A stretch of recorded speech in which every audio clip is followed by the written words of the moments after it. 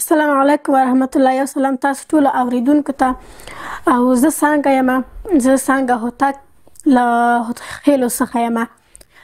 زه په موټر کې تللم له خپلې مور سره. ما غوښتل چې یو چېرته لاړه شم. بیا هلته د انفجار له امله ما خپلې سترګې د لاسه ورکړلې. تقریبا 9 کاله کېږي چې زه نشم کولی په سترګو کوم څه ووینم. زه هېڅکله هم خپل همت له لاسه ما نه ده ورکړی او نه غواړم چې خپل همت له لاسه ورکړم. زه کولی شم چې هر څه وکړم. زه کولی شم په کور کې مې له مورجانې سره د مور په کارونو کې کومک وکړم، کاسې مینځل، کوټه جارو کول او هر نور هغه د کور کارونه چې دي زه کولی شم چې خپلې مور سره مې کومک وکړم. او زه کولی شم چې لاسي صنایع وکړم، مثلا بافت وکړم، د هغې په وسیله جورابې، خولۍ، دستکشې، جاکټ، پتلون او همدا کولی شم چې زه د لاسي صنایع له طریقه وکولی شم دا شیان جوړ کړم.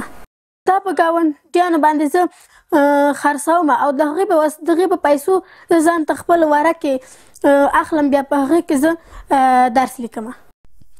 زه فعلا خو په 6م صنف کې یم او تقریبا 15 کاله کېږي چې زه په مکتب کې شامله شوې یم. زه هر څه کولی شم چې تاسو ته وکړم. پښتو، انګلیسي، ریاضي، دري او نور همداسې هر مضمون چې وغواړئ زه تاسو ته لیکلی شم. قرآن کریم زما اوله سپاره حفظ ده او 2مه سپاره کې زه خپل قرآن کریم غواړم چې مخته ویسم او په 2مه سپاره کې او حفظ مې روان ده کوم. نه، زه هېڅکله هم د دې نیمګړتیا احساس نه کوم چې آیا زما سترګې کار نه کوي، آیا زه نشم کولی چې څه ووینم.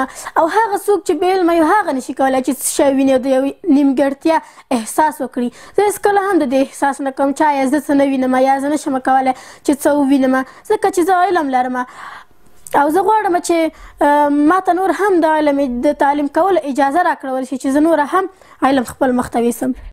زما د اسلامي امارت څخه دا غوښتنه ده چې تاسو د نجونو پر مخ د مکتب دروازې پرانیزئ، تر څو چې نجونې وکولی شي تعلیم وکړي، تر څو چې نجونې وکولی شي خپل وطن ته خدمت وکړي. که یو مور تعلیم ونه کړي هغه نشي کولی چې خپل اولاد ته روزنه ورکړي. که یو مور تعلیم ونه شي کولی هغه نشي کولی چې خپل اولاد سم تربیه کړي.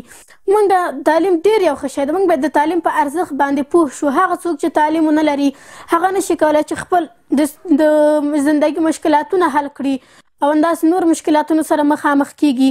علم ډېر یو ښه شی ده. زه د اسلامي امارت نه دا غوښتنه لرم چې تاسو د نجونو پر مخ د مکتب دروازې پرانیزئ. دا زما یو غټه غوښتنه ده او دا زما ارمان ده چې زه غواړم زه یو علم وکړم، تعلیم وکړم. نه، زه هېڅکله هم داسې احساس نه کوم. زه په همدې حال کې چې زما سترګې کار